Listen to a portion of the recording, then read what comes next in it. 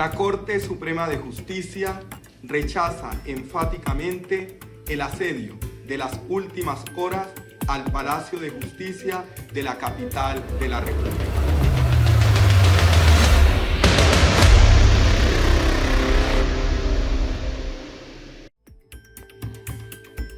¿En qué momento caímos en esto?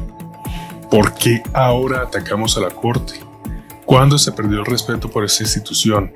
Y por último, ¿quién carajos dijo que la Corte Suprema de Justicia es el enemigo del país? No voy a intentar resolver cómo este organismo tan valioso ha pasado a ser la comidilla de influencers y bodegas del gobierno de turno, sino que voy a mostrar que la manera en que la Corte está actuando está regulada por la Constitución. Es normal que la gente olvide fácilmente todo el bien que recibe. Pasa mucho con los desagradecidos, pero en especial con aquellos quienes piensan que son merecedores de todo o los que se creen dignos de que se les regale cuanta cosa pueda haber. La Corte Suprema y las demás altas cortes lo único que han hecho por el país es llevarlo por un camino de justicia con las pocas herramientas que quedan y luchando contra corriente con el mal que carcome a todos los colombianos, la corrupción, una lacra no tan extraña en los países pobres y en vía de desarrollo que luego trataremos en otro capítulo. Y aunque la ciudadanía en general conoce de algunos altos magistrados y jueces de todos los niveles jerárquicos que han caído ante la tentación del dinero rápido, con el compromiso de favorecer a algunos mafiosos y políticos corruptos, debemos preservar en la consolidación de la institucionalidad antes que dejarnos llevar por la irracionalidad del hostigamiento o terminar sitiando el Palacio de Justicia porque el caudillo de turno lo pidió. Aunque usted no lo pueda creer, la rama judicial se depura a ella misma y expulsa y castiga a las pocas manzanas podridas. Ojo a estos números que se pueden verificar fácilmente en internet y que pueden despejar un poco el manto de duda que se cierne sobre este poder público. Según datos de 2017, 23.100 personas trabajaban en la Fiscalía y en el resto de las altas cortes, tribunales y juzgados del país, otras 34.502 personas laboraban para 2018. Luego, si sumamos estos números, tenemos un gran total de 57.602 personas en toda la rama judicial. Revisando noticias y artículos sobre el número de casos investigados en estas dos instituciones, encontré que hasta el año 2017 eran procesados por corrupción 2.280 trabajadores de la justicia, incluyendo magistrados, jueces y fiscales.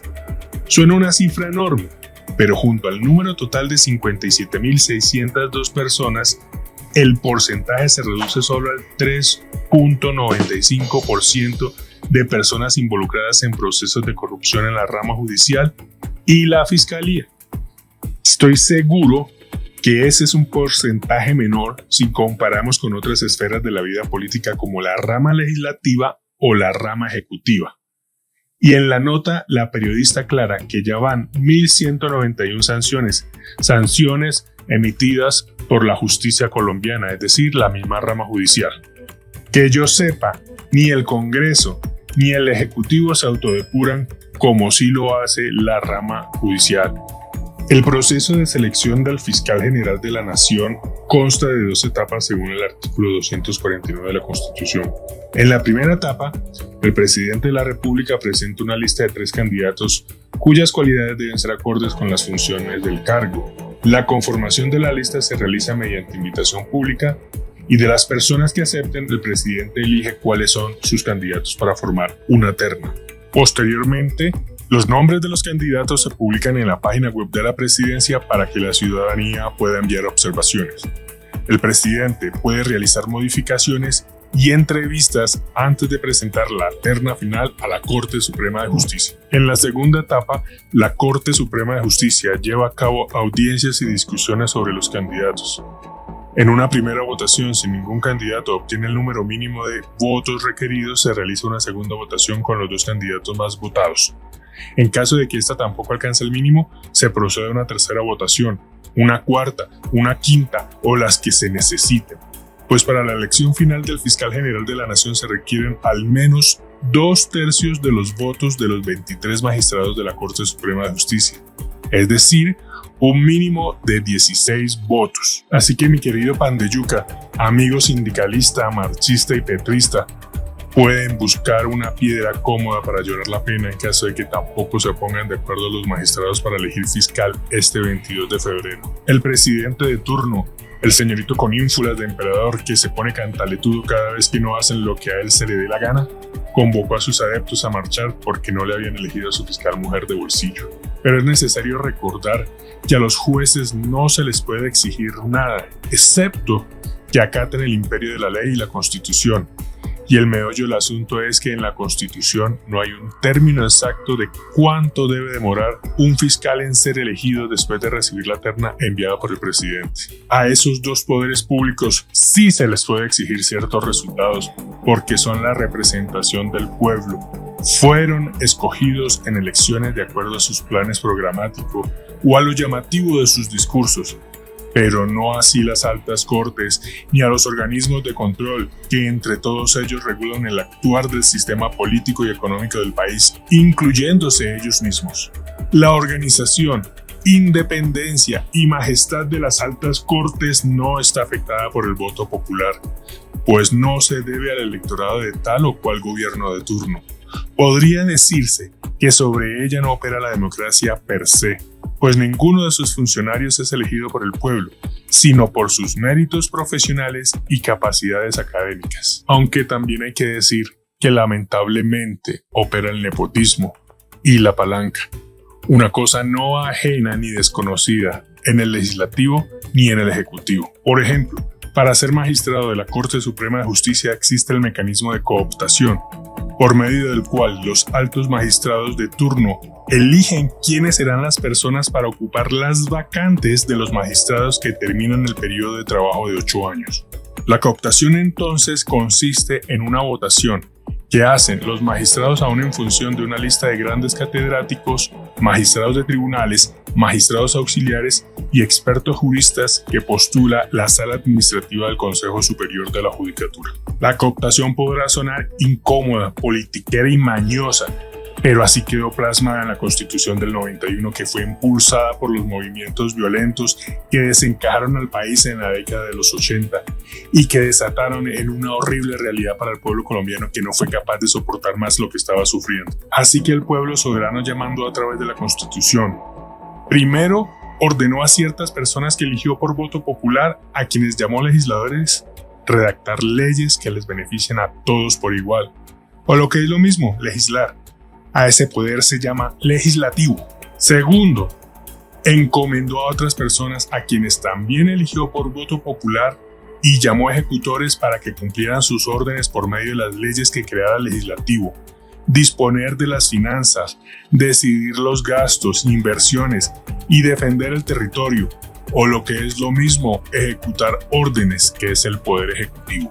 Y por último, decidió que se creara un organismo que juzgara a todos, incluido al mismo soberano, por no acatar lo que había dispuesto en la Constitución y las leyes que decretara sus legislativos.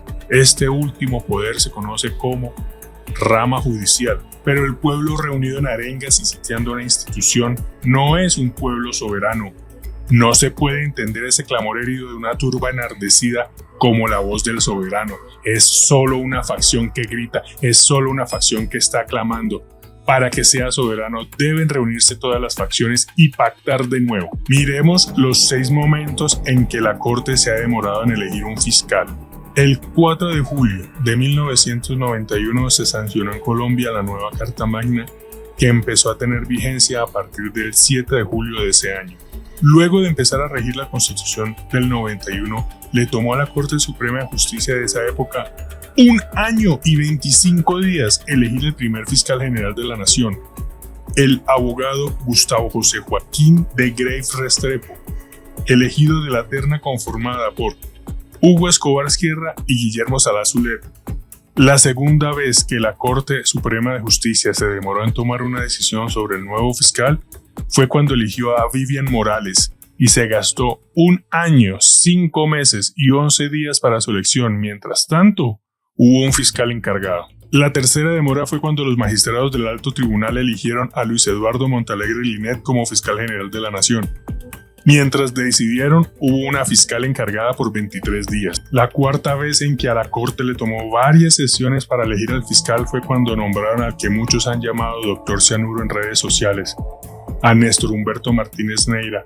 El puesto estuvo en situación de interinidad por 4 meses y 2 días. La penúltima o quinta vez en que estuvo el puesto vacante, con un fiscal encargado durante 8 meses y 13 días, fue cuando la Corte escogió al fiscal Barbosa, vida sabrosa. Entonces, ¿cuál es el desespero?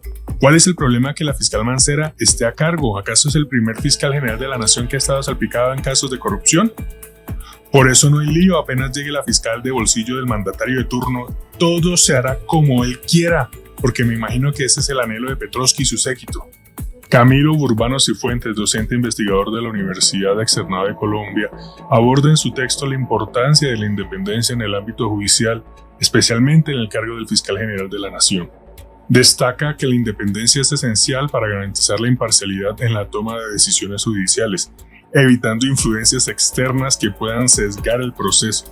Desde una perspectiva estructural, se señala que la Fiscalía en Colombia forma parte de la rama judicial, pero está protegida por el principio de independencia. Y refuta la idea de que el fiscal general tenga un superior jerárquico y se expone que, al menos institucionalmente, no rinde cuentas a ninguna otra autoridad.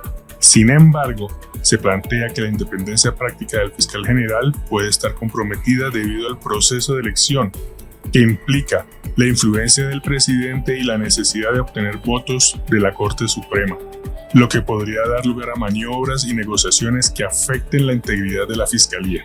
Así que no es la primera vez que la Corte Suprema de Justicia se demora, y parece que cada vez que se demora en la elección del fiscal existe un ataque a la institución o un choque de trenes.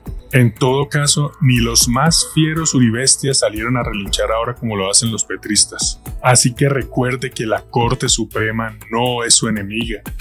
No sea más un idiota útil y déjese de prestarse para favorecer los caprichos del pequeño emperador, que en cambio pareciera que sí es el enemigo del propio pueblo que lo eligió, porque se prepara con una demanda para sacarles de los bolsillos 100.000 millones de pesos a todos sus compatriotas, incluidos los que votaron por él en el pacto histórico, una temática de la que hablaré después. Si le gustó este contenido, por favor suscríbase al canal, comparta el video, dele me gusta, escriba un comentario haciéndome saber qué le gustó y qué no le gustó.